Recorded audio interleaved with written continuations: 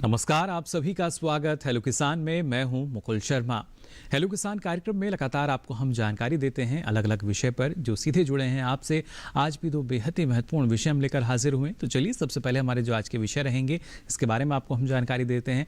आज हम बात करेंगे खाद्य प्रसंस्करण में रोजगार की संभावनाओं की और बात होगी अनार में रोग व कीट प्रबंधन की भी। तो काफ़ी महत्वपूर्ण विषय हमारे आज के, और इन दोनों से संबंधित अगर आप कुछ भी सवाल पूछना चाहते हैं या कुछ जानकारी लेना चाहते हैं तो आप हमारे टोल फ्री नंबर पर हमें कॉल कर सकते हैं। टोल फ्री नंबर है 1800113060, साथ ही 1800113061। इन नंबर्स पे आप हमें कॉल कर सकते हैं और आपके सवालों के जवाब देने के लिए दो बेहद ही खास मेहमान आज हमारे साथ जुड़ी हैं। इनसे भी आपका हम परिचय करा देते हैं। हमारे साथ स्टूडियो में मौजूद हैं डॉक्टर ऋतु सिंह, आप वैज्ञानिक हैं कृषि विज्ञान केंद्र उज्जवा नई दिल्ली से। बहुत बहुत स्वागत आपका। और साथ ही हमारे साथ महाराष्ट्र से जुड़ रही हैं डॉक्टर ज्योत्सना शर्मा जी, आप प्रधान वैज्ञानिक हैं राष्ट्रीय अनार अनुसंधान केंद्र सोलापुर महाराष्ट्र से। बहुत बहुत स्वागत डॉक्टर ज्योत्सना आपका भी। नमस्कार। तो जैसा हमने आपको बताया कि आज बेहद ही महत्वपूर्ण विषय हमारे, और कहीं ना कहीं अगर देखा जाए जब खाद्य प्रसंस्करण की हम बात करते हैं, रोजगार की संभावनाओं की तलाश की जब बात कही जाती है तो उद्देश्य एक नज़र आता है और वो है आत्मनिर्भरता। लेकिन हमारे देश में क्या स्थिति है, इस बारे में सबसे पहले डॉक्टर ऋतु आपसे हम जानना चाहेंगे। खाद्य प्रसंस्करण क्षेत्र की अगर हम बात करते हैं, रोजगार की संभावनाओं को इसमें जब हम देखते हैं, क्या स्थिति है आज के समय में और कितनी और संभावनाएं आपको नजर आती हैं आने वाले समय में? जी, जैसे कि हमारा भारत देश जो है एक ऐसा देश है, यहाँ पे तापमान आपका हर प्रकार का पाया जाता है जी। तो इस वजह से हम कहेंगे सौभाग्यशाली हैं। तो हमारे पास वर्ष भर अलग अलग मौसम के हिसाब से सभी प्रकार के जो खाद्य उत्पादन है वो हमारे पास उत्पादन है। पर आज हम देखें तो हम लोग कई क्षेत्रों में, खाद्य क्षेत्रों में काफ़ी आगे हैं। जैसे फल सब्जियों की बात करें तो हम दूसरे स्थान पर हैं, और ऐसे ही अनाज या दूध की बात करें तो अच्छे स्थान पर आते हैं विश्व में अगर हम तुलना करें और देशों से तो जी। और साथ ही साथ जो हम निर्यात करते हैं 14वां नंबर आता है हमारा निर्यात करने में खाद्य पदार्थों पर। जहाँ बात आती है प्रसंस्करण की, वहाँ हम काफ़ी पीछे हैं। 10% से भी कम हमारे देश में खाद्य पदार्थों का प्रसंस्करण होता है। और इस प्रसंस्करण से एक तो आपका जो हमारा कुछ भी खाद्य उत्पाद है उसका दाम 2 गुना 4 गुना तक हो जाता है। तो ये तो होता ही है जिससे आपको हमारे किसान को फायदा होगा। दूसरा, इसमें जो लोग फिर जुड़ते हैं तो उनको रोजगार मिलता है। तीसरा, पोषण सुरक्षा जो हम बात करते हैं, हमारे देश में माल न्यूट्रिशन या कहेंगे कुपोषण की जो कमी है उसको दूर करता है। तो इस अगर जाएं तो काफ़ी संभावनाएं दिखती हैं। और आने वाले सालों में क्योंकि सरकार भी इन पे काफ़ी ज़्यादा अब उनका ध्यान है तो इसको प्रसंस्करण मंत्रालय ही बना हुआ है हमारा। जी बिल्कुल। तो मैं तो कहूँगी कि हमारे अगर लोग आगे आएंगे तो काफ़ी अच्छी हमें सफलता इस क्षेत्र में मिल सकती है। जी बिल्कुल, उम्मीद करते हैं आज हमारे जो दर्शक हैं वो और बेहतर ढंग से जान सकेंगे और किस तरह की संभावनाएं हैं और कैसे आप अपनी जो आमदनी है उसको भी बढ़ा सकते हैं। लेकिन पहले आइए नजर डाल लेते हैं इस खास रिपोर्ट पर।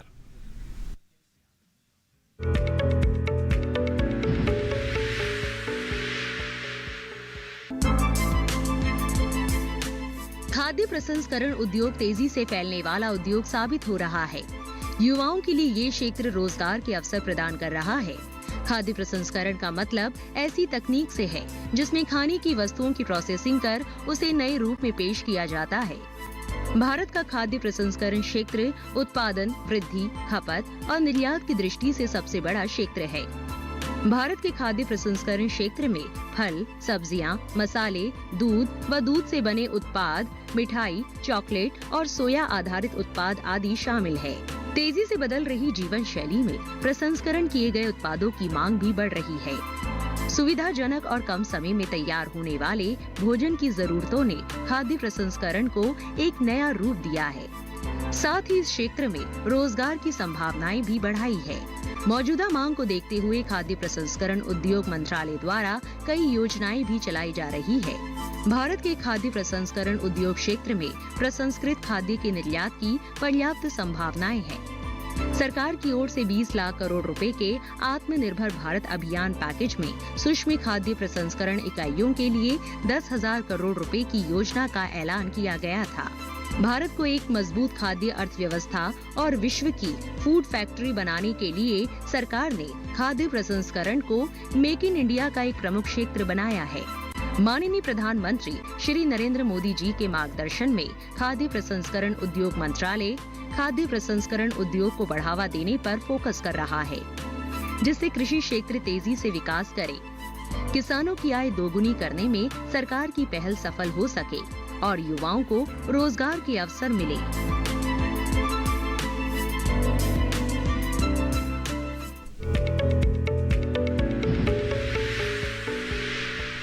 तो जाना आपने किस तरीके से एक असीम संभावनाओं का क्षेत्र है खाद्य प्रसंस्करण, और वहाँ पर लगातार रोजगार सृजन के जो अवसर हैं वो फिलहाल नजर आ रहे हैं। लेकिन इन अवसरों में आप कैसे आगे बढ़ सकते हैं, इस पर विस्तार से हम बातचीत करेंगे। डॉक्टर ज्योत्सना का यहाँ रुख कर लेते हैं। डॉक्टर ज्योत्सना, जानना चाहेंगे आपसे, अगर हम अनाज की बागवानी की हम बात करते हैं, बड़े पैमाने पर हमारे किसान इससे जुड़े हुए हैं, अभी का जो समय चल रहा है इस दौरान किस तरह के जो कृषि कार्य हैं वो किए जाते हैं, या किस तरह की चुनौतियाँ हैं जो किसानों के सामने आती हैं? जी, इस समय जो है किसानों ने मृगबहार अनार का फसल पकड़ा है, और क्योंकि ये जो अनार है शुष्क एरिया में लगाया जाता है, arid and semi arid area में जहां बारिश कम होती है। पर इस वर्ष कई जगह ऐसा देखा जा रहा है कि बारिश ज्यादा हो रही है, जिसकी वजह से अनार में कुछ प्रॉब्लम्स मतलब जो आती है वो ज्यादा हो रही है, जैसे कि बैक्टीरियल ब्लाइट एक बीमारी है, और दूसरी है विल्ट, और एक है कॉलर रॉट या फ्रूट कॉलेटोट्राइकम रॉट का प्रॉब्लम आ रहा है। तो ये 3 प्रॉब्लम्स बहुत ज्यादा आ रही हैं, क्योंकि रोज कम से कम 15-20 किसानों के फोन आते हैं, हमको इस चीज के लिए फोटो भेजते हैं वो लोग, और हमने भी जितना किया है सर्वे वो देखा है कि बीमारियां काफी ज्यादा आ रही हैं। जी, तो ये खास बीमारियां हैं, और इनकी रोकथाम कैसे हम कर सकते हैं, जो प्रमुख चुनौतियां किसानों के सामने आ रही हैं, समस्या का समाधान कैसे होगा, इस बारे में आगे आपसे हम जानकारी लेंगे। लेकिन आइए नजर डालते हैं इस खास रिपोर्ट पर भी।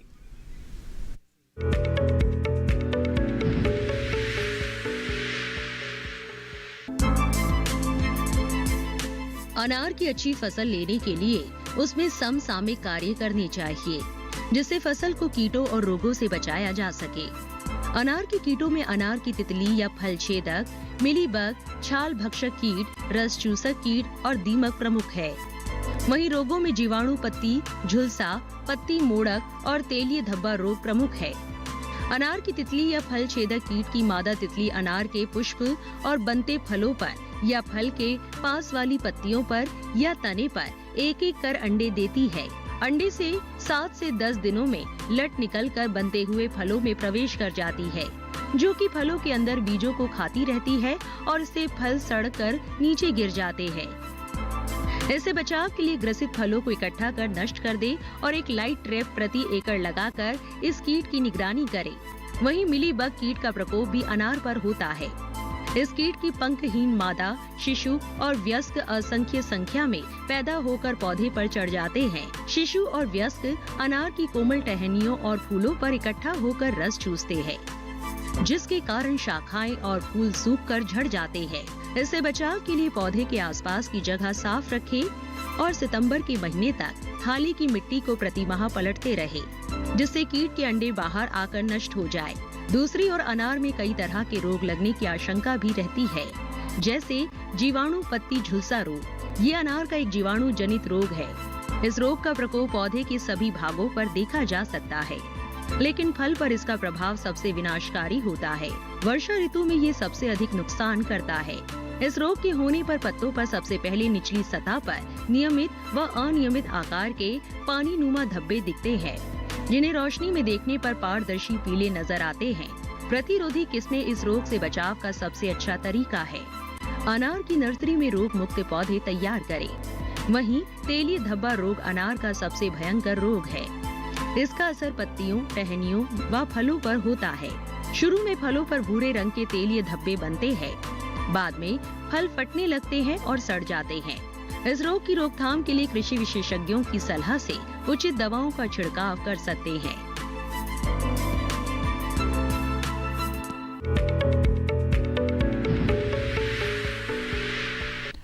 तो जाना आपने किस तरह का प्रबंधन आपको अपनाना चाहिए अनार की अगर आप फसल ले रहे हैं। और अक्सर हम देखते हैं हमारे जो फल सब्जियां हैं वो जल्दी ख़राब हो जाते हैं। ऐसे में किसान सोचता है कि अब क्या विकल्प है, लेकिन विकल्प उनके पास है खाद्य प्रसंस्करण का। उस तरफ अगर हम आगे बढ़ें तो और भी ज़्यादा जो आमदनी है उतनी शायद आपको मुख्य उत्पाद से ना मिले, जो कि आने वाले समय में मिल सकती है।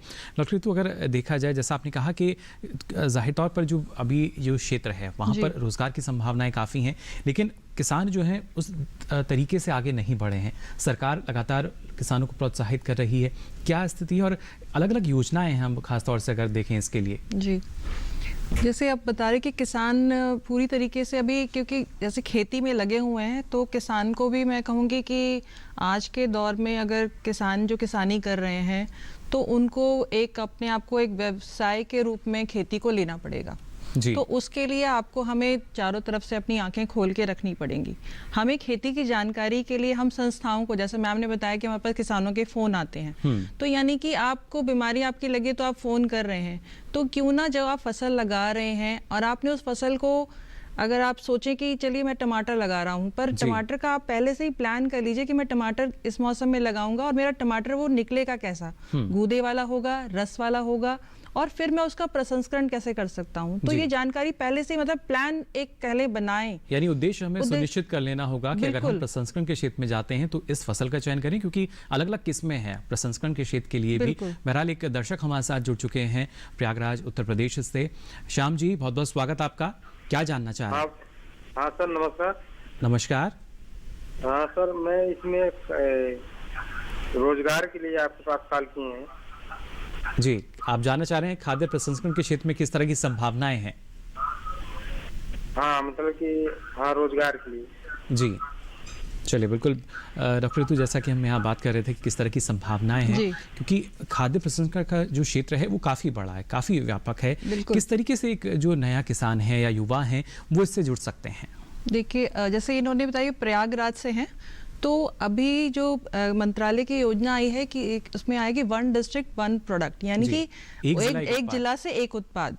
तो इसमें यह है कि ये इसमें ऐसे उत्पाद लिए गए हैं कि उस जिले में वो काफ़ी ज़्यादा व्यापक मात्रा में उत्पादन उसका होता है।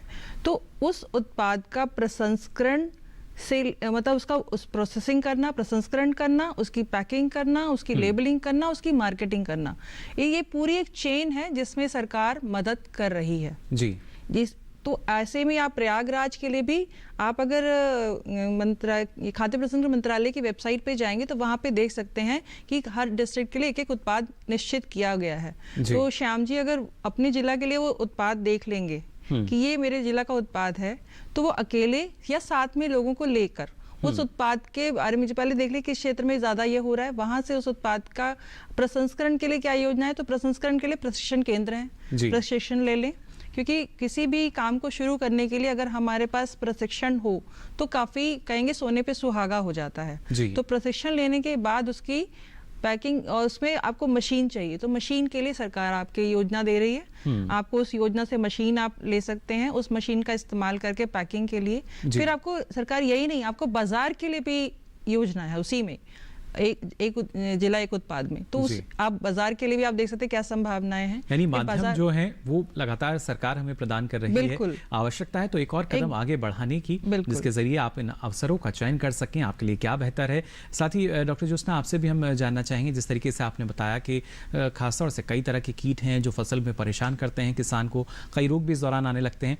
पहले अगर हम रोग की बात करें, अभी का जो समय चल रहा है, इसमें कौन से प्रमुख रोग हैं और उनका निदान कैसे कर सकते हैं? एक तो सबसे ज्यादा है बैक्टीरियल ब्लाइट।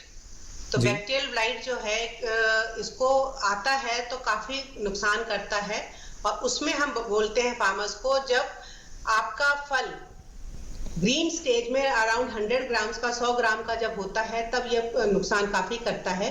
उसी समय आपको ये ध्यान, आपको अगर पता है कि आपके ऑर्चर्ड की बैक्टीरियल ब्लाइट की हिस्ट्री है, तो आपको ये ध्यान देना है कि आपको रुकना नहीं है कि जब आएगा तभी हम स्प्रे लेंगे। आपको हमारा एक पूरा स्प्रे शेड्यूल है जो कि आप स्प्रे पहले से ही लेंगे, जिसमें कि कॉपर के कुछ स्प्रेज हैं, कॉपर सल्फेट है, कॉपर हाइड्रोक्साइड है, इनके स्प्रेस को आप इस्तेमाल कर सकते हैं। इसके अलावा 2-ब्रोमो-2-नाइट्रोप्रोपेन डायोल, ब्रोनोफॉल इसका कॉमन नेम है, तो इसका इस्तेमाल आधा ग्राम प्रति लीटर से इस्तेमाल करना है। एक हफ्ते या 10 दिन के इंटरवल पे, बारिश है तो एक हफ्ते में एक बारी, नहीं बारिश है मतलब बारिश है तो 1 हफ्ते में एक बारी, और नहीं है तो 10 दिन में एक बारी आप स्प्रे ले सकते हैं। स्टेप्टोसाइक्लिन भी एक ऐसा है, पर स्टेप्टोसाइक्लिन अभी सरकार कह रही है ज्यादा इस्तेमाल नहीं करना है, तो उसका इस्तेमाल जब बहुत ही आवश्यक हो तभी करना है। ज्योत्सना जी, लेकिन इसके लक्षण कैसे हम समझ सकते हैं या किसान जो है समझ पाए कि ये बैक्टीरियल ब्लाइट है? जी, इसका लक्षण ऐसे है कि सबसे पहला तो इसमें पानी जैसे दाग पड़ते हैं, जैसे कि शर्ट के ऊपर आपके पानी की बूंद गिर गई है, उस टाइप का ही निशान फ्रूट के ऊपर आता है, जो हरी रंग की छाल होती है उसकी शुरू उस समय में, तो पानी जैसा दाग बनता है, फिर वो काला हो जाता है, उसमें फिर क्रैकिंग आती है, फट जाता है, छोटा छोटा क्रैक पड़ता है उसमें, तो वो आपका बैक्टीरियल ब्लाइट है। काले रंग का, भूरे रंग का ही स्पॉट एक फंगस का भी आता है जो कि फटता नहीं है, तो वो फंगस का है। ये खास पहचान है। पत्तों पे पहचान करनी है तो पत्तों के स्पॉट को आप लाइट की तरफ करके देखेंगे तो जो काला स्पॉट है उसके चारों तरफ एक पीला स्पॉट नजर आएगा, तो वो आपको पहचान है कि ये बैक्टीरियल ब्लाइट है। जी, ये कई प्रमुख लक्षण ये हैं जिनके जरिए हमारे जो किसान हैं पहचान कर सकते हैं बैक्टीरियल ब्लाइट की, और ये बेहद आवश्यक, आप अपने जो आपका बागान है उसकी निगरानी आप लगातार करते रहे, और किस तरह के लक्षण नज़र आते हैं तो ना सिर्फ जो कृषि विशेषज्ञ हैं आपके निकटतम, उनसे आप सलाह लें। कृषि विज्ञान केंद्र हर ज़िले में है, वहाँ भी जाकर आप जो विशेषज्ञ हैं उनसे जानकारी ले सकते हैं, और हमारे साथ आज जो विशेषज्ञ जुड़े हैं इनके ज़रिए भी आपको हम जानकारी देंगे। लेकिन यहाँ रुक रहे हैं एक छोटे से ब्रेक के लिए, जल्द हाजिर होंगे। आप बने रहिए दूरदर्शन किसान पर।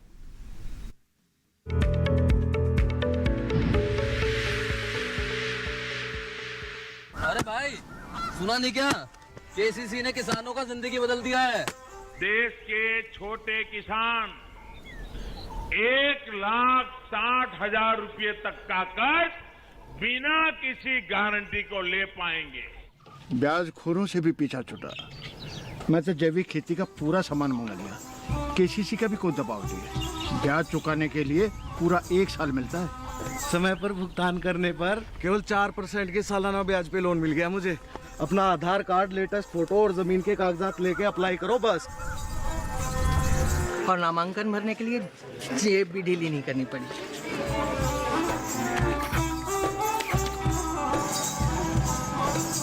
चाचा, उधार चुकाने के 24 घंटे के बाद उतने ही पैसे वापस निकाल सकते हैं। केसीसी ने किसानों की जिंदगी वाकई बदल दी है। तो आप भी किसान क्रेडिट कार्ड अपनाएं और सहजता से ऋण पाएं।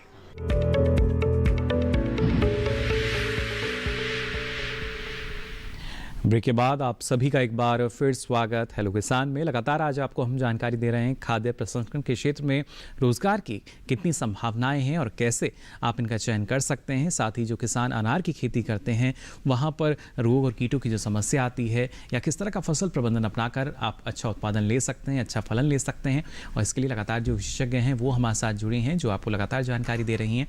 साथ ही यहाँ डॉक्टर ऋतु जानना चाहेंगे आपसे, जैसे आपने बताया कि सरकार की तरफ से प्रावधान रखा गया है जो प्रसंस्करण इकाइयां उनके लिए अनुदान जो है वो भी बड़े पैमाने पर है, लेकिन अलग अलग तरीके से जब हम प्रशिक्षण की बात करते हैं तो क्या जो कृषि विज्ञान केंद्र है, हर कृषि विज्ञान केंद्र में जाकर जो किसान इच्छुक हैं वो इसके लिए प्रशिक्षण ले सकते हैं? जी बिल्कुल ले सकते हैं। जैसे हर जिले में कृषि विज्ञान केंद्र है तो उस क्षेत्र में जो भी फसल या मान लीजिए अगर पशुपालन का उद्योग ज़्यादा है तो उस क्षेत्र से संबंधित उस कृषि विज्ञान केंद्र में आपको प्रशिक्षण कार्यक्रम प्रसंस्करण मिलेंगे।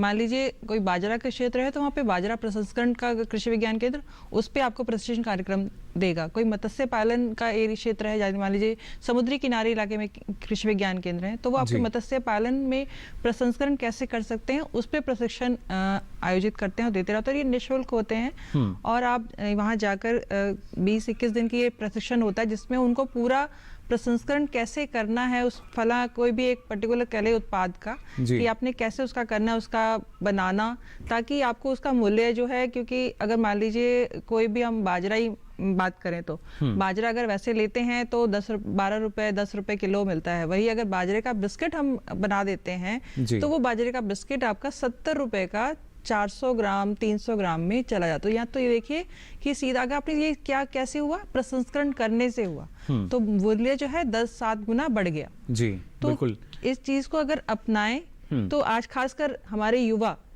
अगर इस प्रसंस्करण को अपनाएं, क्योंकि हमारे देश में काफी संभावनाएं हैं खाद्य प्रसंस्करण में, क्योंकि मैंने जैसे ही कहा कि कच्चा माल यानी कि हमारे पास खाद्य उत्पादन काफी ज्यादा है और जिसका नुकसान भी काफी होता है तुड़ाई के बाद, तो वो तो बचत होगी, प्लस पर हमारी युवा को जो खासकर अभी पोस्ट कोविड के बाद की बात करें तो काफी क्योंकि गिर गए हैं और कई हमारे जो माइग्रेंट्स मजदूर भाई थे वो अपने गांव चले गए, तो वहीं रहकर इसका योजना का लाभ उठा सकते हैं सरकार के द्वारा और प्रशिक्षण ले सकते हैं अपने गांव के नजदीकी कृषि विज्ञान केंद्र में जाकर। जी बिल्कुल। तो देखिए किस तरीके से प्रशिक्षण लेकर आप आगे बढ़ सकते हैं। फिलहाल हमारे साथ एक और दर्शक हैं फोन लाइन पर, राजकोट गुजरात से। बहुत बहुत स्वागत आपका हेलो किसान में। क्या जानना चाह रहे हैं? जी सर, मैं दलहनी फसलों में प्रोसेसिंग के बारे में जानना चाहता हूँ। जी, दलहनी फसलों में प्रसंस्करण की किस तरह की संभावनाएं हैं डॉक्टर ऋतु? दलहनी फसलों में सबसे पहले आपका कोई भी आप जैसे दलहनी फसलें आपका चना है, मूंग है, आपका सोयाबीन है, इनका एक तो आप दाल के रूप में भी प्रसंस्करण कर सकते हैं, तो इनकी मशीन आती है तो वो दाल के रूप में होता है। फिर आपका इसी का आटा जैसे मूंग दाल का आटा है, चने दाल से बेसन बन सकता है और आपका सोयाबीन का आटा है जी, तो ये बन गए। फिर आप इन्हीं से प्रोसेस उत्पाद यानी कि रेडी टू ईट यानी कि तैयार किए गए सीधा खाने वाले, मूंग दाल की बात करें तो पापड़ के रूप में इस्तेमाल हो सकता है जी, पापड़ बना सकते हैं उसी दाल के आटे से। सोयाबीन की बात करें तो सोयाबीन का आटा आ गया। सोयाबीन का आटा भी 2 प्रकार का आ गया, एक फैट फ्री, एक फैट के साथ। तो यानी कि आजकल हमारे देश में जैसे लोग थोड़ा सा जागरूक हो गए हैं खान पान के क्षेत्र में, ताकि बीमारियां ना हो, तो कुछ लोग चाहेंगे हम वसा कम लें, कुछ चाहेंगे वसा हम पूरा लें, तो उनके लिए दोनों प्रकार का आटा हो गया। फिर आप सोयाबीन से बिस्किट, केक, दूध, सोयाबीन के अगर दूध भी बनता है, अगर 1 किलो सोयाबीन से हम जो है 8 किलो दूध निकाल लेते हैं और उस 8 किलो दूध से हम 1 किलो पनीर निकाल लेते हैं, यानी कि सोयाबीन मुझे 60 रुपए का पड़ता है और मैं पनीर उससे आपका 1 किलो निकाल लेती हूँ, जो कि मार्केट में आपका 300-400 रुपए चला जाता है। तो ये सिर्फ संभव हुआ है प्रसंस्करण से। तो ये दालों में आप इस तरीके से प्रसंस्करण कर सकते हैं। फिर प्रसंस्करण में ये भी है कि आप आजकल जैसे हमारा आता है कि मल्टी ग्रेन आटा बना सकते हैं, तो आप दालों के साथ गेहूं के आटे को या आप बाजरा के आटे को या जौ के आटे को या जई के आटे को मिक्स करके आप सीधा तैयार किया हुआ आटा के रूप में भी कर सकते हैं। यानी बतौर उपभोक्ता जो सेहत के लिए अब सचेत हैं, बिल्कुल उनके वहाँ देखिए पूरा बाजार है। और खुद प्रधानमंत्री नरेंद्र मोदी मन की बात में इस बात का जिक्र कर चुके हैं, प्रशंसा उन्होंने की थी कि अब केले का जो आटा बनने लगा है, प्रसंस्करण का क्षेत्र कितना व्यापक हो रहा है आप देख सकते हैं। रोजगार की असीम संभावनाएं वहाँ नजर आती हैं। साथ ही डॉक्टर ज्योत्सना, आपसे भी हम जानना चाहेंगे, जिस तरीके से रोग की हमने यहाँ बात की थी, और क्या प्रमुख समस्याएं रहती हैं इस समय में? और यहाँ पे अभी जैसे विल्ट का 2-3 साल से बहुत ज्यादा प्रॉब्लम हो रहा है, मुरझान रोग जिसे कहते हैं हम। तो उसमें क्या है कि किसान समय से प्रबंधन नहीं करते हैं। जब उनके 10, 15, 20 पौधे मर जाते हैं उस समय वो उसके बारे में सोचते हैं। तब तक वो जो मिट्टी में बीमारी होती है वो उनके खेतों में फैल चुकी होती है, उनके ट्रैक्टर ऑपरेशंस या अलग अलग तरीके से। तो हम ये कहना चाहेंगे, जब भी उनका 1 या 2 पौधे में कुछ इस तरीके का मुरझान का प्रॉब्लम आता है, उसी समय उनको पूरा उसका प्रबंधन करना है ताकि वो आगे ना फैले। और पूरा हमारा विल्ट एडवाइजरी जो है अलग अलग भाषाओं में हमारे वेबसाइट पे भी है, और आप डायरेक्टली हमसे कांटेक्ट भी कर सकते हैं, जिसमें कि आपका जैविक के थ्रू भी आप कंट्रोल कर सकते हैं। पर एक बारी बीमारी अगर आ चुकी है तो केमिकल कंट्रोल आवश्यक हो जाता है। जी, काफ़ी महत्वपूर्ण। तो देखिए किस तरीके से आप जो नियंत्रण है वो कर सकते हैं। साथ ही ज्योत्सना जी, जानना चाहेंगे आपसे, जो किसान है, जैसा आपने यहाँ जिक्र किया, जैविक का भी विकल्प उनके पास रहता है, लेकिन किसान अक्सर जो प्रबंधन है उसमें कहीं ना कहीं चूक जाते हैं या कुछ कमी रह जाती है। कभी कभी मौसम की वजह से भी हम देखते हैं जो फसल है हमारी या उत्पादन है उस पर असर पड़ता है। लेकिन अगर किसान चाहें कि अच्छा फलन उनको मिले, अच्छा उत्पादन वो ले पाएं, इसके लिए किन बातों का ख्याल रखें? हाँ, उनको सबसे पहले तो अपना जो एरिया है उस रीजन में उनका बारिश का समय क्या है, कितनी देर बारिश आती है, टेम्परेचर्स क्या है, क्योंकि अनार के लिए आपको बहुत ज्यादा वर्षा नहीं चाहिए। आप सोलापुर, जैसे हमारा सोलापुर संस्थान है और सोलापुर अनार को GI टैग मिला हुआ है। जी बिल्कुल। हाँ, तो उसमें क्या है, क्योंकि जो बारिश हमारे यहाँ पे होती है लगभग 500 mm के पास होती है, पर अभी 2 साल से यहाँ पे भी बारिश 750-800 mm तक जा रही है। तो उसमें उनको मौसम बदल सकते हैं, जैसे कि अभी बारिश ज्यादा हो रही है तो हस्त बहार ले सकते हैं, या अम्बे बहार जो कि आप सितंबर, अक्टूबर या जनवरी का बहार पकड़ सकते हैं, जिससे क्योंकि यहाँ पे जो टेम्परेचर रहते हैं पूरे साल भर इसके लिए फेवर में होता है। इसी तरह से जहां भी अनार लगाया जाता है ज्यादातर ऐसा है कि वहां अम्बे बहार या हस्त बहार लेंगे तो आपको कम बीमारियों का सामना करना पड़ेगा। जी, इसलिए महत्वपूर्ण है सही समय पर सही प्रबंधन हमारे जो किसान हैं अपनाएं। फिलहाल हमारे साथ राजस्थान से एक दर्शक जुड़ चुके हैं। श्याम सुंदर जी, बहुत बहुत स्वागत आपका। क्या जानना चाह रहे हैं? श्याम सुंदर जी नियमित दर्शक हमारे। हेलो जी श्याम जी, सवाल पूछ सकते हैं आप अपना। हाँ मुगल जी सर, शर्मा जी, नमस्कार सर। नमस्कार, कैसे हैं आप? जी देखिए, आप सवाल पूछते हैं, बड़ा अच्छा हमें लगता है। सारे दर्शक हमारे साथ जुड़ते हैं अलग अलग जगहों से। मैं चाहूँगा सवाल आप पूछें अपना। जी, मेरा नाम श्याम सुंदर शर्मा है, मैं जिला बारा, छबड़ा बारा, राजस्थान से बात कर रहा हूँ।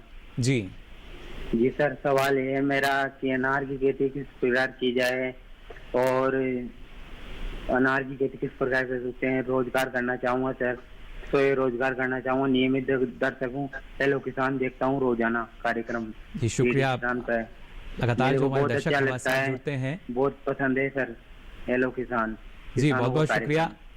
कोशिश हमारी यही रहती है जो किसानों की समस्या मेरा फोन भी लग गया, बहुत बढ़िया होगा।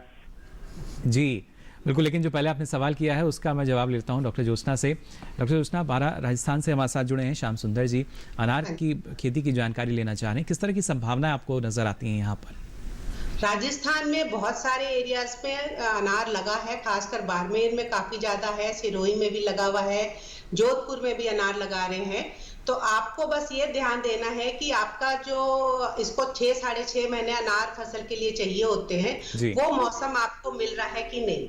तो वो ज्यादातर राजस्थान के एरिया में मिल रहा है, आप अनार की फसल लगा सकते हैं। लगाने के समय आपको ध्यान देना है, सबसे बड़ा जो इम्पोर्टेंट है कि आपका जो प्लांटिंग मटेरियल, जो पौधे लेते हैं वो ऐसी नर्सरी से लेने हैं जहां पे जिसके बाग में बैक्टीरियल ब्लाइट और विल्ट, ये मर रोग या मुरझान रोग, ये बीमारियां नहीं होनी चाहिए, क्योंकि ये पौधों के साथ आती हैं। एक बार आने के बाद आप जैविक हैं, हम लोग से आप बात करेंगे या नेट पे भी हमारे वेबसाइट पे है, जैविक हैं वो शुरू से ही डालने हैं, जिसमें कि अस्परजिलस नाइजर AN27 का स्ट्रेन है जो मार्केट में मिलता है, और वैम फंजाई जो माइकोरिजा फंजाई होते हैं, इन दोनों को डाल के आप शुरू से लगाएंगे तो आपके रोग काफी कम आते हैं। और उसके बाद पूरा का पूरा जो हमारा फर्टिलाइजर शेड्यूल है, पहले साल में क्या करना है, दूसरे साल में क्या करना है, इसकी डिटेल जानकारी आपको हमसे मिल जाएगी। डायरेक्टली भी आप फोन पे भी कांटेक्ट कर सकते हैं और हमारे वेबसाइट पे। बिल्कुल, और ये जानकारी लेना बेहद जरूरी, फिर चाहे हम अनार की बात करें या दूसरे क्षेत्र में जब भी सोचते हैं कि हमें कैसे आगे बढ़ना होगा, जानकारी हमें ज़रूर लेनी होगी। और जैसा डॉक्टर ऋतु अभी ज्योत्सना जी हमें बता रही थी कि वहाँ पे जो अनार है उसको GI टैग भी मिला हुआ है, किस तरीके से एक किसान को मदद मिलती है, भौगोलिक पहचान जब हो जाती है किसी भी उत्पाद की, तो और शुरू में आपने यहाँ जिक्र किया एक जिला एक उत्पाद का भी, तो किसान के लिए हम मान सकते हैं प्लेटफॉर्म जो है वो पहले से तैयार होता है, बस आवश्यकता है कि आप उस पर आगे बढ़ सकें। बिल्कुल, जैसे बताया कि GI टैग आपको अनार को शोलापुर को मिला हुआ है, ऐसे ही एक जिला एक उत्पाद जो है उसमें इसीलिए दिया गया क्योंकि उस उत्पाद का उत्पादन उस क्षेत्र में काफ़ी ज़्यादा होता है। तो उसका अगर प्रसंस्करण कर लिया जाए तो सोने पे सुहागा, यानी कि एक से हमारे 4 गुना दाम मिल जाएंगे। दाम तो मिलेंगे, रोजगार भी मिलेगा और साथ ही साथ हम कुछ समय में जाके जो हमें दिखता है कि हम निर्यात भी प्रसंस्करण उत्पादों का कर पाएंगे, जैसे अभी और देश कर रहे हैं। तो हमारा देश भी इसमें संभावनाएं बन रही हैं कि आ जाएगा धीरे धीरे करके, क्योंकि सरकार तो दे ही रही है, बस हमारे लोगों को आगे आने की जरूरत है, हमारे युवाओं को और हमारे किसानों को, इनको मिलके चलना पड़ेगा। तो इसके लिए सबसे अच्छा है कि आप संगठित हो।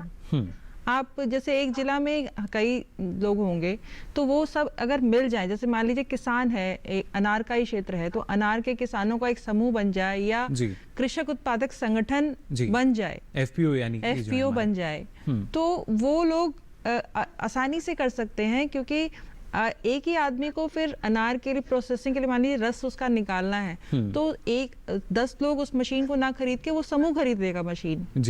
तो और जब जब उसकी फसल होगी वो उस मशीन का इस्तेमाल करेंगे, यानी कस्टम हायरिंग सेंटर के रूप में, तो सब पे बोझ नहीं पड़ेगा लागत का, क्योंकि कि आप प्रसंस्करण इकाई में ये नहीं है कि आपने पैसे निकाले और काम शुरू कर दिया। आपको पैसे सोच समझ के थोड़ा इतना निकालें कि आपको नुकसान भी अगर थोड़ा बहुत हो शुरुआत में तो आप भरपाई कर पाए। तो समूह एक बहुत अच्छा है कि बोझ आपका थोड़ा थोड़ा सब में बढ़ जाता है। उसी के जरिए हम मान सकते हैं, जो रोजगार की हम बात कर रहे हैं खाद्य प्रसंस्करण क्षेत्र के जरिए और ज्यादा संभावना निकल कर आती है एफपीओ के जरिए भी। बिल्कुल बिल्कुल, क्योंकि उसी समूह में कुछ बनाने वाले होंगे, कुछ उसको बेचने वाले होंगे, पर ओवरऑल जब बेच के जो इनकम आएगी वो सभी की होगी।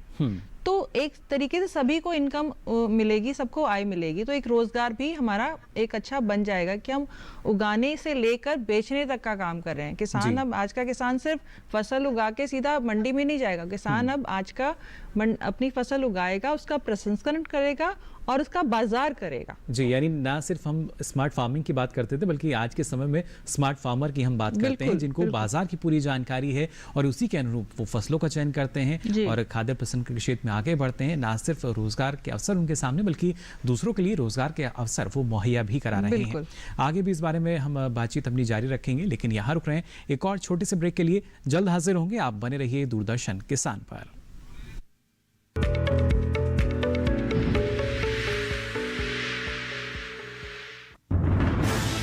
कोरोना वायरस के खतरे से बचते हुए फसल की कटाई, बिक्री, खरीद, नई फसल की जुताई और बुआई सुरक्षित हो सकती है अगर हम लगातार हाथों को साबुन और साफ पानी से नियमित अंतराल पर धोते रहें। नाक, मुंह को मास्क, गमछे या कपड़े से ढक कर रखें। आंख, कान, नाक, मुंह न छुएं। आपस में 2 गज की दूरी बनाए रखें। मास्क और 2 गज की दूरी के मंत्र को अभी हमें छोड़ना नहीं है। फसलों की बुवाई एवं कटाई करते समय आपस में कम से कम 2 गज की दूरी बनाए रखें। फसल की कटाई करने के बाद छोटे छोटे ढेरों में इकट्ठा करें। कृषि के औजारों की समय समय पर सफाई करें। एक दूसरे के साथ औजारों की अदला बदली न करें। श्रमिकों के शौचालयों और हाथ धोने की जगह की ठीक से सफाई जरूरी है। बुआई, कटाई एवं मड़ाई के दौरान इस बात का ध्यान रखें कि इन स्थानों के आसपास कोई थूके नहीं। कंबाइन, हार्वेस्टर, थ्रेशर, जुताई और बुआई की मशीनों को इस्तेमाल से पहले साफ करें। मशीनों के इस्तेमाल से पहले और इस्तेमाल के बाद हाथ साबुन से साफ करें। वाहनों, बोरियों, थैलियों और पैकिंग के दूसरे सामान की साफ सफाई पर भी खास ध्यान दें। खरीद केंद्र पर आने से पहले किसानों एवं श्रमिकों की जांच। खरीद केंद्रों पर भीड़ न लगाएं एवं किसानों को बारी बारी से बुलाएं। गोदामों पर खरीदी हुई फसल को लेने में शीघ्रता करें ताकि किसानों एवं श्रमिकों को रुकना ना पड़े। कोरोना के खतरे से बचाव और अधिक जानकारी के लिए आरोग्य सेतु ऐप डाउनलोड करें। देश में खाद्य सुरक्षा के ये सिपाही भोजन की निरंतर उपलब्धता को सुनिश्चित करते हैं। किसान स्वस्थ रहें, तभी हम कोरोना वायरस से जीत पाएंगे, आगे बढ़ पाएंगे। किसान सबल, देश प्रबल।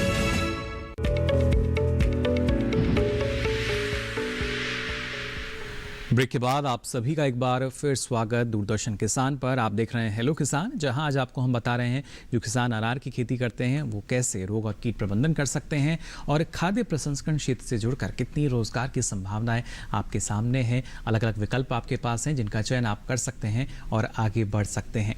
हम आज हमारे साथ जो विशेषज्ञ जुड़ी हुई हैं लगातार आपको जवाब दे रही हैं आपके सवालों के। आप भी इस विषय से कुछ जानकारी लेना चाहते हैं तो आप हमारे टोल फ्री नंबर पर हमें कॉल कर सकते हैं। यहाँ आइए रुक कर लेते हैं डॉक्टर ज्योत्सना जी का। ज्योत्सना जी, जानना चाहेंगे आपसे, जिस तरीके से रोग की हमने बात की है, जो प्रमुख समस्याएं इस मौसम में रहती हैं, कीटों की खासतौर से अगर बात की जाए, कौन से ऐसे प्रमुख कीट हैं जो कि किसानों के लिए परेशानी का सबब बन जाते हैं और उत्पादन को भी प्रभावित करते हैं? हाँ, कीट इसमें जैसे एक तो थ्रिप्स है कि जब पानी बारिश ज्यादा होती है तो नए पत्ते बहुत आ जाते हैं, और नए पत्तों को ये जूस पीने के लिए थ्रिप्स या एफिड्स सीजन के मतलब अलग अलग जगहों के हिसाब से होता है। अगर ठंडा मौसम है तो एफिड ज्यादा आता है, गर्म मौसम में तो थ्रिप्स का प्रॉब्लम आता है। उससे फ्रूट का क्वालिटी खराब हो जाता है, बाहर का जो अपीयरेंस है जो उसके ऊपर अलग अलग स्क्रैचेस टाइप के आ जाते हैं और वो उसकी क्वालिटी रिड्यूस कर देता है। दूसरा एक जो बहुत बड़ा प्रॉब्लम, जो फल जब तैयार हो रहे होते हैं और अगस्त का भी महीना खत्म होने वाला है, सितंबर के महीने में शुरू हो जाता है या अगस्त एंड में शुरू हो जाता है, एक फ्रूट सकिंग मॉथ, मतलब रात को वो आती है, मॉथ आती है और रात को जूस पीती है अनार के। अनार का जूस जब पी के निकल जाती है वो, तो वहां से ही अनार सड़ जाता है। तो ये बहुत बड़ी समस्या है और इसका कोई भी ऐसा इलाज नहीं है कि आप उसको स्प्रे कर देंगे तो वो खत्म हो जाएगा, क्योंकि वो जो मौत है, तितली है रात को जो आती है, वो दूर से आती है। तो उसके लिए एक तो जैसे कि है कि यहाँ पे गुलवेल करके आप लोग ने सुना ही होगा आजकल कोरोना टाइम से गुलवेल का नाम, तो गुलवेल यहाँ पे जंगली बहुत लगा होता है इधर उधर, तो वहां पे जहाँ पे भी ये गुलवेल है वहां पे ये रहती है, अंडे देती है, बच्चे पैदा करती है और वहां से तितली बन के आती है। तो उसका हमें अगर आसपास में है नुकसान होता। दूसरा, बैगिंग फ्रूट कवर करना, मतलब फ्रूट कवर कर देंगे वही सबसे अच्छा इसका इलाज, यानी एक बेहतर विकल्प कि उसको हम ढक दें, उसको कवर कर सकें। फिलहाल हमारे साथ एक और दर्शक जुड़ चुके हैं, हरि गोविंद जी सागर मध्य प्रदेश से। बहुत बहुत स्वागत आपका हरि गोविंद जी, क्या जानना चाह रहे हैं? हेलो हरि गोविंद जी, आवाज मिल पा रही है आपको हमारी? कोशिश हम कर रहे हैं इनसे बातचीत करने की। सागर मध्य प्रदेश से ये हमारे साथ जुड़े हैं। हेलो, संपर्क फिलहाल हरि गोविंद जी के साथ हमारा नहीं हो पा रहा है, लेकिन कोशिश करेंगे दोबारा अगर वो हमारे साथ जुड़ पाते हैं उनके सवाल को शामिल हम कर पाएँ। डॉक्टर, तो आपसे हम जानना चाहेंगे, जिस तरीके से खाद्य प्रसंस्करण के क्षेत्र में रोजगार की जब हम बात कर रहे हैं, तो क्या कुछ ऐसा भी है जिसमें ज़्यादा रुझान आपको नज़र आता हो युवाओं का? कोई ऐसा खास उत्पाद या रोजगार की संभावनाएं वहाँ ज़्यादा हों? जैसे बात करें तो कहते हैं ना रेडी टू ईट, यानी कि तैयार किए उत्पाद, उनका अभी कोरोना के बाद काफ़ी संभावनाएं सामने आ रही हैं, क्योंकि लोग अब घर पे ही, शहरी क्षेत्रों में घर पर ही रहकर काम कर रहे हैं, तो कुछ ऐसा वो खाना चाहते हैं कि जो कि पौष्टिक भी हो और उनका जो स्वाद है वो भी बनाए रखे, यानी सेहत भी बनी रहे और पोषण भी बनी रहे। तो इसमें काफ़ी संभावनाएं हैं और इसमें हमारे युवा रुझान भी दिखा रहे हैं। काफ़ी हम लोगों को भी इसमें फ़ोन आ रहे हैं, युवाओं के ज़्यादा आ रहे हैं कि हम लोग इस क्षेत्र में अब आना चाहते हैं, तो हमें क्या समझो इसमें काफ़ी अच्छा है, क्योंकि आपका जो मशीन का जो इस्तेमाल है बहुत ज़्यादा नहीं है। तो और इसमें कहेंगे कि प्रसंस्करण का कोई भी हम इकाई का शुरू करते हैं, छोटे स्तर से शुरू करते हैं, तो बहुत ज़्यादा हमारी लागत नहीं लगती है। पर यह है कि प्रशिक्षण अगर वो ले लेंगे और उसके बाद उसको बाजार करेंगे तो काफ़ी अच्छा है, क्योंकि प्रसंस्करण जैसे मैंने बताया कि कच्चे माल का हमारा जो दाम होता है इतना ज़्यादा नहीं होता, तो लागत हमारी कम लगे, हम आय को कहेंगे दुगना, जो हमारा लक्ष्य भी है कि 2022 तक, तो आय की दुगनी भी करना भी हमारा उससे संभव हो सकता है। और ये प्रसंस्करण जब तक हम नहीं जोड़ेंगे अपने इसमें, तब तक हमारा संभव ये नहीं है। तो युवाओं के लिए तो काफी अच्छी संभावना है। और यही नहीं, जैसे खाद्य प्रसंस्करण मंत्रालय से तो योजना है ही है, एक आपका खादी विलेज, खादी कमीशन के योजना के तहत भी है, जिसमें बारे में भी आपसे मैं आगे जानकारी लूंगा। एक दर्शक फिलहाल हमारे साथ जुड़ चुके हैं, इनका सवाल ले लेते हैं। लखनऊ उत्तर प्रदेश से हमारे साथ जुड़े हैं, बहुत बहुत स्वागत आपका हेलो किसान में। क्या जानना चाह रहे हैं मोहम्मद जी? हेलो हेलो हेलो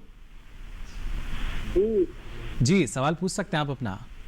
जी, हमें ये पूछना है कि लखनऊ उत्तर प्रदेश के लिए अनार, हेलो जी सुन पा रहे हैं, लखनऊ उत्तर प्रदेश के लिए कौन कौन सी अनार की वैरायटियां अच्छी रहेंगी? चलिए बिल्कुल। ज्योत्सना जी, मोहम्मद जी हमारे साथ जुड़े हैं लखनऊ उत्तर प्रदेश से और जानना चाह रहे हैं कि उत्तर प्रदेश लखनऊ की अगर हम बात करें तो यहाँ के लिए कौन सी अच्छी किस्में रहेंगी अनार की, अगर ये खेती करना चाहते हैं तो? देखिए, एक जो भगवा वैरायटी है, ये भगवा वैरायटी पूरे भारत में, चाहे हिमाचल प्रदेश ले लीजिए, कुल्लू ले लीजिए, या गुजरात ले लीजिए, मध्य प्रदेश, उत्तराखंड, सारी जगह में लगाई जा सकती है। तो यह वैरायटी आपको वहां भी सूट करेगी जी, तो आप ये वैरायटी को लगा सकते हैं। और अभी एक नई किस्म आई है सोलापुर लाल, तो ये वैरायटी भी हमको उम्मीद है वहां लगाई जा सकती है, क्योंकि अभी हम लोग का वो नई वैरायटी है तो सारी जगह टेस्टिंग चल रही है, पर ये भी भगवा से मिलती जुलती है, तो इसका भी आपको वहां पे लगाना, क्योंकि राजस्थान और मध्य प्रदेश में भी लोगों ने उसको लगा लिया है जी, तो ये वैरायटी भी आपको वहां पे काम यानी इसका चयन कर सकते हैं जी ज्योत्सना जी। लेकिन अब हमारे जो नए किसान हैं जिन्होंने अब जो पौध हैं वो लगाई होंगी, अनार की जो बागवानी से जुड़े हैं, उन्हें किन बातों का ख्याल रखना चाहिए अभी शुरुआत में? जी, जो नए पौधे जिन लोगों ने लगाए हैं उनको ये ध्यान देना है कि बहुत ज्यादा इनऑर्गेनिक फर्टिलाइजर्स न डालें। मेनली वो ज्यादा गोबर खाद डालें, वर्मी कंपोस्ट डालें, या फिर बोन मील वगैरह जो भी ऑर्गेनिक है वो डिकम्पोज करके अपना डाल सकते हैं चीजों को, वो डालें। पोल्ट्री मैन्योर है वो डालें, और जैविक जो बायोलॉजिकल्स हैं, जैसे कि मैंने बताया बायोलॉजिकल्स मार्केट में काफी सारे मिलते हैं, पर मार्केट में जरूरी नहीं है सब काम करें। तो हमने अपने अनार के लिए जो अच्छी है अस्परजिलस नाइजर एक अच्छा है, माइकोरिजा क्रोमस स्पीशीज का अच्छा है। एक नया उत्पाद जो हमारे सेंटर ने ही बनाया है बायोलॉजिकल है, पेनिसिलियम पिनोफिलम का है, वो मार्केट में Natura crop care company Bangalore को हमने उसको अपना एग्रीमेंट किया है साइन उनके साथ, तो वो आपका पोटाश अपटेक जो काफी ज्यादा बढ़ा देते हैं। तो ये 3 उत्पाद को आप डालेंगे और इनको आप लगभग हर 4 से 6 महीने में एक बार डालेंगे, तो और बाकी ऑर्गेनिक डालेंगे। तो ये चीजों का ख्याल रखना है। जो डिजीजेस वगैरह बीमारियां वगैरह हैं, तो अगर आपको कॉपर के स्प्रे बीच बीच पे ले लेंगे, या बोडो जो है, बोडो आप खुद बना के, मार्केट का बना बनाया नहीं लेना, खुद बना के बोडो स्प्रे आप करेंगे वो। और बीच में थ्रिप्स का कंट्रोल करने के लिए या तो नीम का तेल है उसका इस्तेमाल कर सकते हैं, और उसी के साथ साथ कई बार ज्यादा प्रॉब्लम होगा तो इंसेक्टिसाइड दूसरे भी आप इस्तेमाल कर सकते हैं। इसका भी पूरा का पूरा आपको हमारे वेबसाइट पे मिल जाएगा। जी बिल्कुल, सारी जानकारी देखिए आपको उपलब्ध हो सकती है।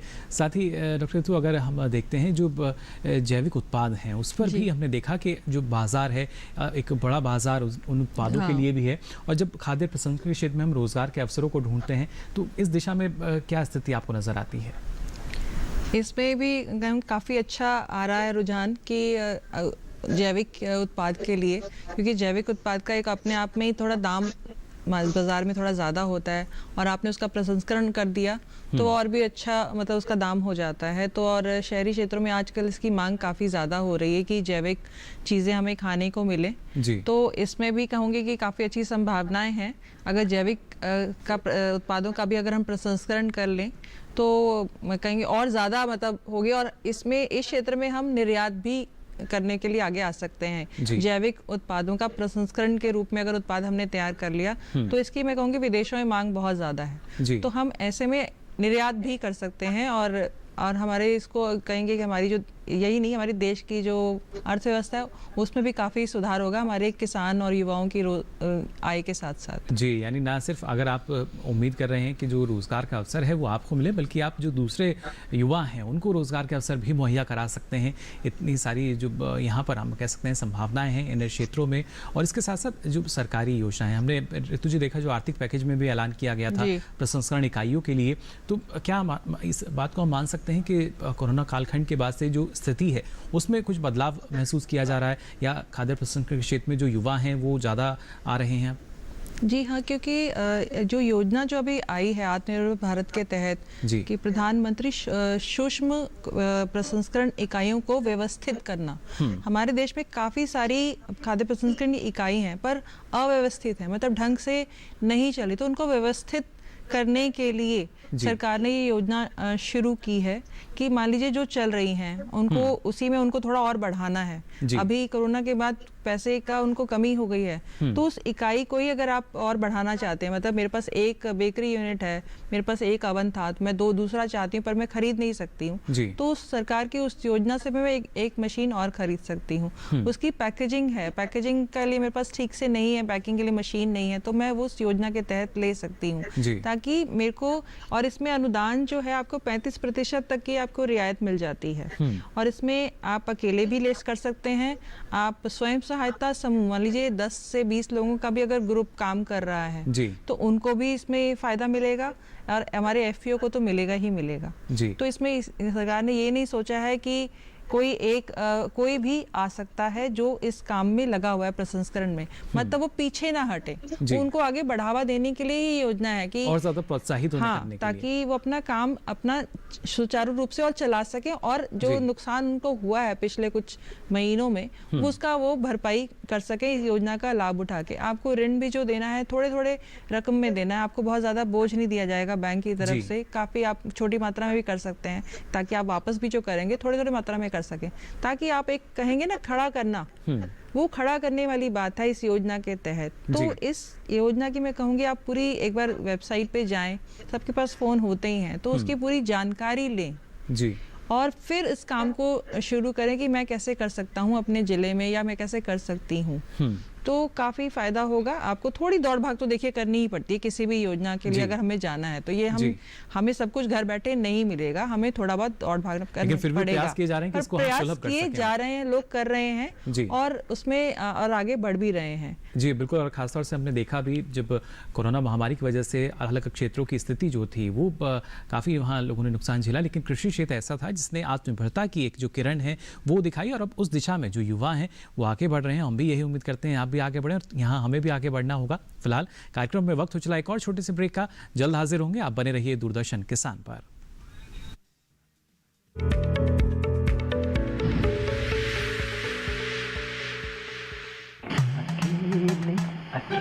अरे वाह भैया, अकेले अकेले। अरे तू भी ले, पर खाएगा कैसे? मैं ऑर्गेनिक खेती की बात कर रहा रे बेटे। अकेले अकेले खेती कब तक करेगा? मतलब गांव में 20-25 किसानों का समूह बना के पंजीकरण करवा ले, फिर सरकारी ट्रेनिंग भी मिलेगी और मुफ्त जैविक बीज खाद भी। फिर पीजीएस ऑर्गेनिक की सरकारी मोहर के साथ तेरी उपज आकर्षक पैक में पहुंचेगी बड़े बाजार तक। अच्छा हाँ। अरे भाई कहाँ चल दिया? सबको साथ लाने, आमदनी बढ़ाने। तो किसान भाई समझ गए ना, साथ मिलकर ऑर्गेनिक खेती कीजिए, अपनी परंपरा को आगे बढ़ाइए, ज्यादा मुनाफा कमाइए। माटी से प्रेम की परंपरा है परंपरागत खेती।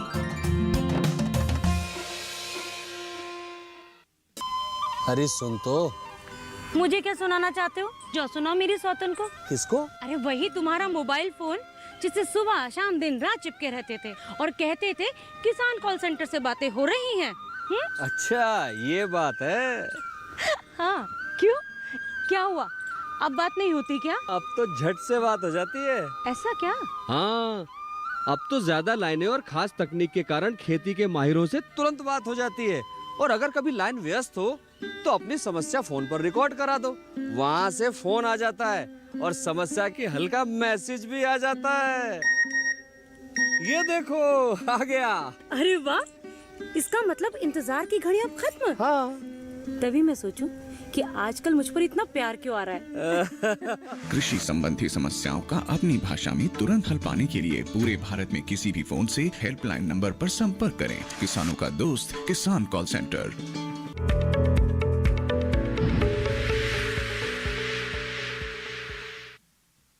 एक बार फिर स्वागत हेलो किसान में। आज लगातार आपको हम जानकारी दे रहे हैं खाद्य प्रसंस्करण के क्षेत्र में रोजगार की कितनी असीम संभावनाएं मौजूद हैं, और साथ ही अनार में रोग और कीट प्रबंधन आप कैसे कर सकते हैं। अलग अलग राज्यों से हमारे साथ दर्शक जुड़ रहे हैं। फिलहाल एक और दर्शक हमारे साथ जुड़े हैं रुद्रप्रयाग उत्तराखंड से। बहुत बहुत स्वागत आपका हेलो किसान में। क्या जानना चाह रहे हैं भरत जी? सर मैं ये जानना चाह रहा हूँ, इस समय अनार मेरा जो अनार का जो है जी जी जो अनार का फल है वो फट रहा है। सड़ रहा है जी। बिल्कुल ये समस्या बनी हुई है। ज्योत्सना जी रुद्रप्रयाग उत्तराखंड से हमारे साथ भरत जी जुड़े हैं और समस्या बता रहे हैं जो फल है वो सड़ रहा है। हाँ जी, जो फल सड़ता है उसके कई कारण होते हैं। तो एक तो मतलब हम लोग जो एक होता है सड़ रहा है वो हार्ड, मतलब कड़क है, हार्ड है, सॉफ्ट नहीं है। तो वो एक चीज है। कई बारी कोई इंसेक्ट अटैक जो होता है, कीड़ा जो होता है जब जूस पीता है उसके बाद वो सड़ता है। तो ये जानना जरूरी है कि वो सड़ किस लिए रहा है। अगर आपका कीड़ा की वजह से सड़ रहा है तो पहले आपको कीड़े की रोकथाम करनी है। और दूसरा जो इसके लिए फंजीसाइड्स का स्प्रे हम करते हैं, कॉपर का आप एक ले सकते हैं स्प्रे। उसके अलावा जो काफी सारे ऐसे स्प्रेज हैं जिसमें कि प्रोपिकोनाजोल है, आपका कार्बेंडाजिम है, मैनकोजेब है। कार्बेंडाजिम, मैनकोजेब फसल के शुरू में लेते हैं, जब फूल निकलते हैं उस समय में लेने चाहिए। और उसके अलावा भी एक और भी कॉपर के प्रोडक्ट हैं जिनके साथ ऑरियोफंगिन करके एक एंटीबायोटिक है, वो बहुत अच्छा काम कर रहा है। तो इनका स्प्रे आप 10-10 दिन के इंटरवल पे ले सकते हैं। और डिटेल जानकारी के लिए आप हमसे बात कर लीजिए, क्योंकि इसमें कई चीजों का ध्यान रखना पड़ता है। जो सड़े हुए फल हैं उनको निकाल के आपको मिट्टी में दबा देना है, आप लगा मत रहने दीजिए, उससे और बीमारी फैलती है। स्प्रे करने से पहले उनको निकालना है। और फूल निकलने के समय में 2 या 3 स्प्रे जरूर लीजिए, क्योंकि उस स्प्रे से आपके आगे के जो स्प्रे हैं वो बच जाते हैं। तो उस समय 3 फंजीसाइड्स का स्प्रे बदल के आपको 10-10 या 15 दिन के इंटरवल पर ले लेंगे तो आगे आपको प्रॉब्लम कम आएगा। जी ज्योत्सना जी, जैसे लगातार आपने कहा कि जो दर्शक जिनकी समस्याएं हैं या किसान जो किसी बात को लेकर परेशान है, अगर जुड़ना चाहते हैं तो उनके लिए किसी तरह कोई संपर्क सूत्र या वेबसाइट अगर आप बता सकें जहां वो जानकारी हासिल कर पाएं। जी, उसमें एक तो जैसे मैं यहाँ बताना चाहूंगी कि हमारा एक सोशल मीडिया प्लेटफॉर्म है, हिंदी, इंग्लिश, मराठी और कन्नड़ भाषा में हम लोग उसमें जवाब देते हैं, जो कि डालिम मित्र, DALIM, डालिम मित्रा, MITRA, dalimitra.com।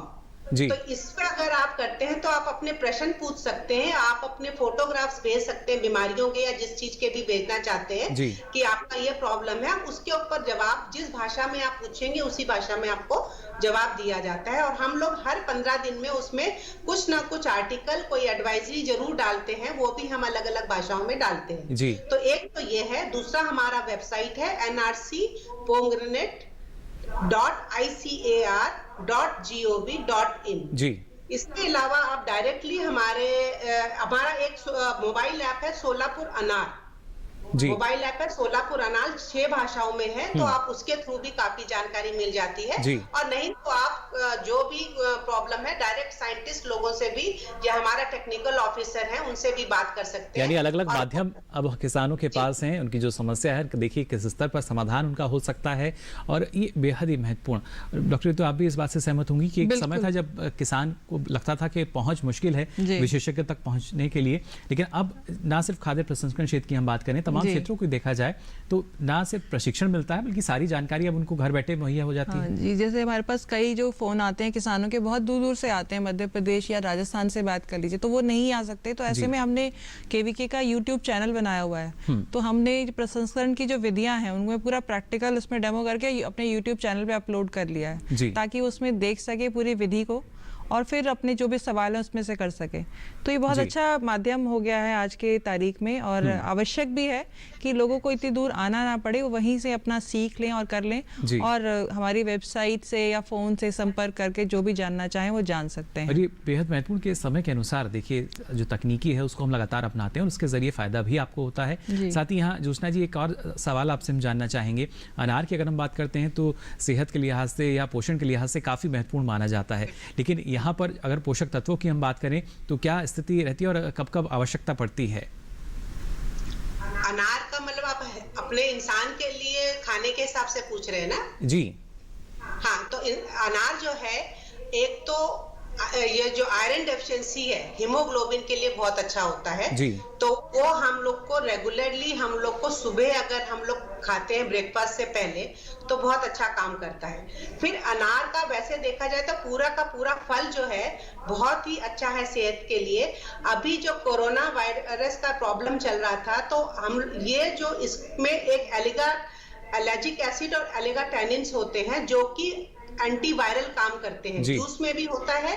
और जो बीच में सफेद वाली मेम्ब्रेन हम लोग जो फेंक देते हैं उसमें भी वो होता है, और बाहर के छिलके में बहुत ज्यादा होता है। जी। तो जो जूस अगर हम निकालते हैं पूरे अनार का निकालें जिसमें थोड़ा बहुत छिलके का भी जूस चला जाए तो वो बहुत फायदेमंद होता है। वो एंटीवायरल होता है। कोरोना वायरस के 2-3 पेशेंट एक उड़ीसा में डॉक्टर हैं, उन्होंने उससे ठीक किए हैं जी। और बहुत लिटरेचर है एंटीवायरल के ऊपर इसके लिए। दूसरा, फिर इसमें जो जिंक है काफी होता है मात्रा में, इसमें मैंगनीज काफी ज्यादा हाई मात्रा में होता है, विटामिन सी होता है। तो ये सारी चीजें हमारे सेहत के लिए बहुत अच्छी है। और जैसा कि मैंने आपको बताया था, सोलापुर लाल जो हमारी है बायो फोर्टिफाइड वैरायटी है जिसमें ये सब चीजें काफी ज्यादा मात्रा में मिलती हैं। एक चीज और है, इसका जो बीज होता है, अनार का बीज, उसका तेल निकाला जाता है, वो शायद बहुत लोगों को पता नहीं होगा। जी, बिल्कुल। इसका जो तेल है वो इतना फायदेमंद है कि हार्ट के लिए भी वो बहुत अच्छा है, जो आपका कोलेस्ट्रॉल लेवल को रिड्यूस करता है। तो ये कॉस्मेटिक के लिए एंटी एजिंग का काम करता है, उसके ये कॉस्मेटिक्स में भी बहुत इस्तेमाल होता है। तो ये हमारा मतलब बीमारियों को भी ठीक करता है, हमारी सेहत को न्यूट्रिशन वैल्यू हमारे को काफी देता है। तो अनार बहुत ही इंपॉर्टेंट फ्रूट है और ये सब बहुत पहले से जानते हैं लोग। बिल्कुल, काफी महत्वपूर्ण 100 बीमार के नाम से सब लोग जानते हैं। जी डॉक्टर ज्योत्सना, आपने ना सिर्फ बताया कि किस तरीके का प्रबंधन हमें अपनाना होगा, और आखिर में आपने प्रसंस्करण की जानकारी भी हमारे दर्शकों को दी, जो कि अमूमन हर दर्शक तक नहीं पहुंच पाती ये जानकारी, लेकिन ये बेहद ज़रूरी कि जो किसान अनार की खेती करते हैं वो जान सकें और किस तरह की संभावनाएं इसमें मौजूद रहती हैं। फिलहाल इतनी महत्वपूर्ण जानकारी आपने हमारे साथ साझा की, इसके लिए आपका बहुत बहुत आभार। तो डॉक्टर ज्योत्सना हमें बता रही थी महाराष्ट्र से क्या स्थिति रहती है जो अनार की खेती करते हैं किसान, और कैसे उनका समाधान हो सकता है। साथ ही डॉक्टर ऋतु, आपका भी बहुत बहुत शुक्रिया, इतनी महत्वपूर्ण जानकारी आपने हमारे दर्शकों को दी और बताया कि प्रसंस्करण के क्षेत्र में क्या संभावनाएं हैं और कैसे देखिए रोजगार के जो अवसर हैं वो हमें जाहिर तौर पर हमारे सामने आते हैं और हम इस स्थिति में आ जाते हैं कि जो दूसरे युवा हैं उनको और ज़्यादा रोजगार के अवसर मुहैया करा सकते हैं। लेकिन आवश्यकता है तो सिर्फ जानकारी लेने की और इस जानकारी को अपनाकर एक कदम आगे बढ़ने की, और वही जानकारी हेलो किसान के माध्यम से भी लगातार आप तक हम पहुंचाते हैं। अब चलिए कल का जो हमारा विषय रहेगा उसके बारे में आपको हम जानकारी दे देते हैं। कल खासतौर से हम बात करेंगे मुर्गी पालन की और बात होगी बारिश में पशुओं के प्रबंधन की भी। तो कल का विषय आपने जान लिया। इसके साथ ही आप हमें मेल लिख सकते हैं। मेल आईडी है hellokisan2015@gmail.com। फेसबुक के जरिए भी आप हमसे जुड़ सकते हैं। इसके लिए फेसबुक पर जाकर आपको हिंदी में टाइप करना होगा हेलो किसान, और यहाँ भी आप अपना सवाल या सुझाव लिखकर छोड़ सकते हैं। अब बारी है महत्वपूर्ण लेकिन आखिरी विकल्प की। आप डीडी किसान कॉल सेंटर का नंबर नोट कर लीजिए। ये नंबर है 1800113060। सोमवार से शनिवार सुबह 6 से रात के 10 बजे तक ये लाइन्स खुली हैं। इस पर भी आप अपना सवाल दर्ज करा सकते हैं। और साथ ही अब आपको बता दें, आप हेलो किसान को अब डीडी किसान के यूट्यूब चैनल पर भी देख सकते हैं। इसके लिए आपकी टीवी स्क्रीन पर जो QR कोड आ रहा है इसे आप स्कैन कर सकते हैं और फिर हेलो किसान के जो पहले भी प्रसारित कार्यक्रम है वो भी आप देख पाएंगे यूट्यूब के माध्यम से कहीं भी कभी भी। फिलहाल आज के लिए हेलो किसान में बस इतना ही। कल फिर हाजिर होंगे नई जानकारी के साथ। तब तक के लिए दीजिए इजाजत। नमस्कार।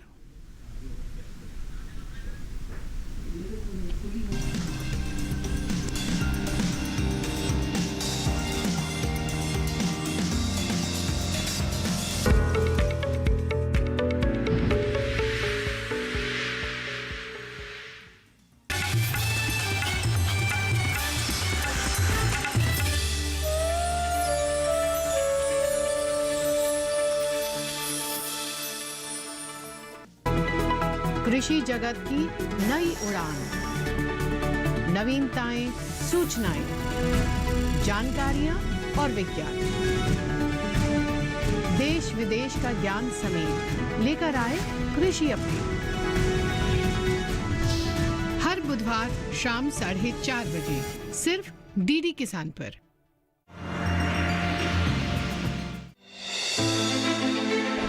कीटों और रोगों से मिलेगा आराम, खरपतवार से भी नहीं होगा नुकसान। समय से करे फसल प्रबंधन तो धान करेगा मालामाल। देखिए विचार विमर्श में हमारी पेशकश धान की फसल में प्रबंधन 20 अगस्त शुक्रवार रात 10 बजे दूरदर्शन किसान पर। नया जमाना, कुशल किसान, कृषि जगत की नई उड़ान, नवीनताएं, सूचनाएं, जानकारियां और विज्ञान, देश विदेश का ज्ञान समेत लेकर आए कृषि अपडेट बुधवार शाम 4:30 बजे सिर्फ डीडी किसान पर। हम एक अच्छा सा स्कूल बनाएंगे जिसमें इस गांव के बच्चे पढ़ने आया करेंगे।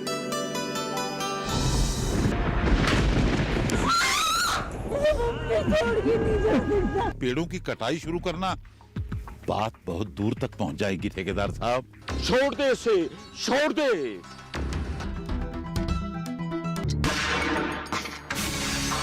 हर बात का कोई नियम होता है। तूने गुनाह किया है। आज तक मैंने जो भी चीज चाहिए उसे हासिल करके रहा।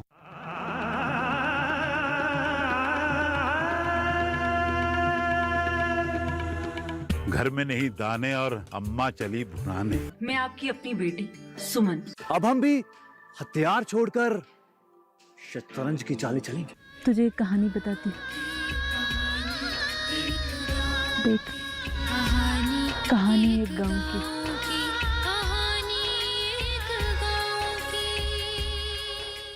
कहानी एक गांव की देखिए 23 अगस्त से सोमवार से शुक्रवार शाम 8:30 बजे सिर्फ डीडी किसान पर।